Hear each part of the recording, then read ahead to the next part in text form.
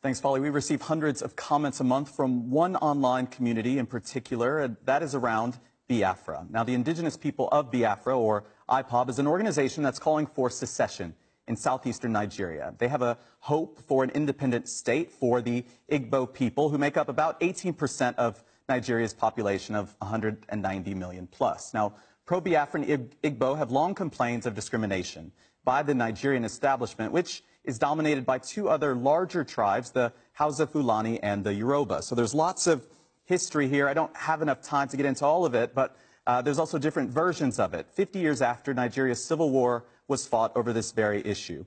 Our colleagues over at The Stream tackled it a few months back on the 50th anniversary of that war, so do check it out for more on the history and the movement.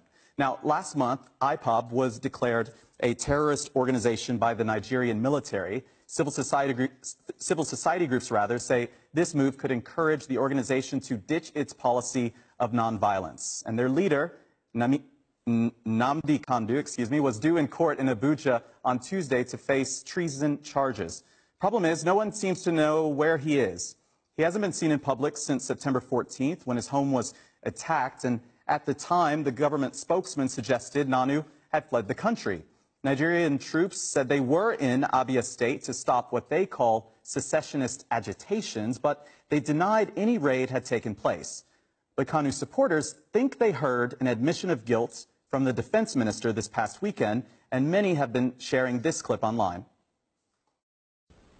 His lawyer or his other people should come up and tell us.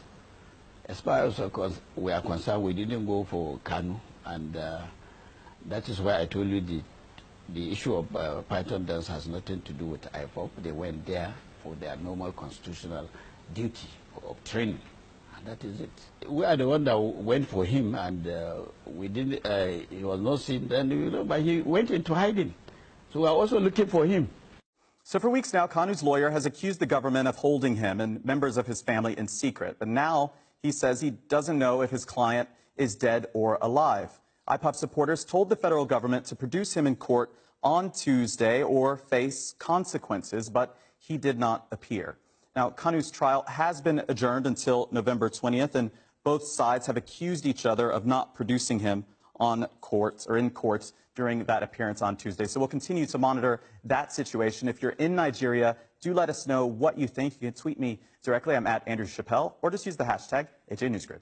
Andrew, thank you very much. And still ahead on the grid, if you're watching us on Facebook.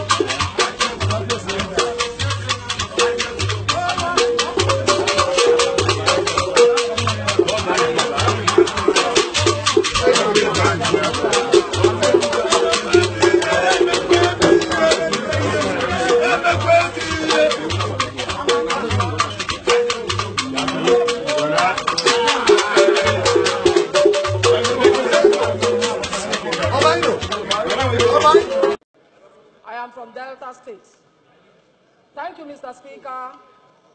Permit me to use the opportunity given to me under personal explanation to appreciate the Speaker of the House of Representatives, Right Honorable Yakubu Dogara, and my very distinguished colleagues.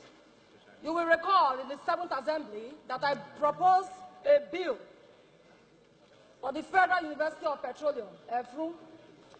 The bill was adequately debated and passed by the House, but wasn't signed into law by the former president. You will also recall that that same bill was represented in this 8th Assembly by my humble self. It was duly debated, adequately passed by this House, and sent to the Senate for concurrence. I stand here today to thank you that the President of the Federal Republic of Nigeria has signed that bill into law. Signing that bill into law is being appreciated by the people of Delta State. The Urobo people are appreciating this House for giving us the opportunity to have the footprint bill passed and signed into law. Signing that footprint bill into law is of great importance to the people of Urobo Nation, to the people of Delta State and Niger Delta in general. Our youths who graduated from the university and the ones who are still there now have their confidence restored, that their certificates will no longer be a certificate of mockery, but a certificate that they can present nationally and internationally.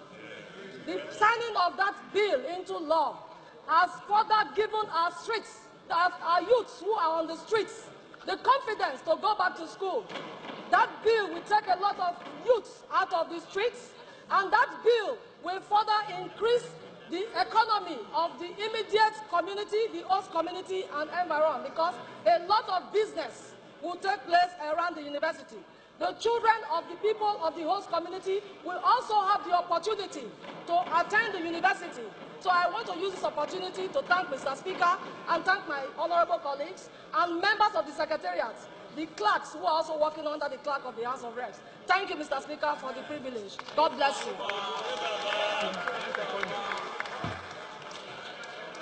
Honorable colleagues. Cameroonians might cross our borders. We don't want to be taken unaware. We're a country that is well prepared. We need to make adequate arrangement for safety of refugees and also to ensure that these refugees don't affect our national security. The team then moves to the government house to bring the state governor up to date on the expected influx of refugees into the state. She estimated that around 40,000 Cameroonians might migrate as refugees into Nigeria. And when we do the analysis, Cross River is going to be the most affected because of the movement. We noticed already around 300 people have registered. That's why I came to Cross River, to work with him, to make sure we respect human rights. Also, we don't allow migrants to spoil our security situation, but we also respect them with dignity. The Cameroonian government has done the same for us in terms of the Boko Haram crisis. If Africa therefore remains the epicenter of our foreign policy, Nigeria must be interested in not just the protection of Nigerians within the borders of Nigeria, but what happens in Africa. I think we have a very big responsibility. You must go back to Mr. President and insist that he realizes, or perhaps you need to have a very strong private session with him. Your budget has to be expanded. Cross-Council is ready to support you with your budget. Effective manning of the country's borders has become more necessary in recent times, especially at the peak of insurgency in the country that had put relevant government agencies on their toes. This time, however, Nigeria is preparing to receive refugees from Cameroon in a clear demonstration to uphold the agreement between member countries of the Lake Chad to collaborate on areas of security within the region. While the sharp returns, Nigerians are anxiously waiting for the comprehensive rehabilitation plan of the Tinkan. Welcome to Forstview Luxury Hotel. At Forstview Luxury Hotel, we offer excellent service. Our rooms have all the necessary facilities to make your stay comfortable and memorable. You will also have access to internet service, breakfast, 24-hour power supply, full air condition, free international calls, free tire pumping service, and free car battery charge. So what are you waiting for? Quickly visit Forstview Luxury Hotel. We are located at number 1 Adelino Bamishile off Raji Rasaki Road, First Estate, Amuwo, Odofin Festac, Lagos. For more information or reservation, please call us on 08075787135 or 08099900601. You can also take advantage of our online ongoing promo at www.forceviewhotel.com to make your reservation and payment for your favorite room, which attracts a discount rate. Please note, rooms are reserved based on first come, first serve. Forstview Luxury Hotel. Experience the home of comfort. They come.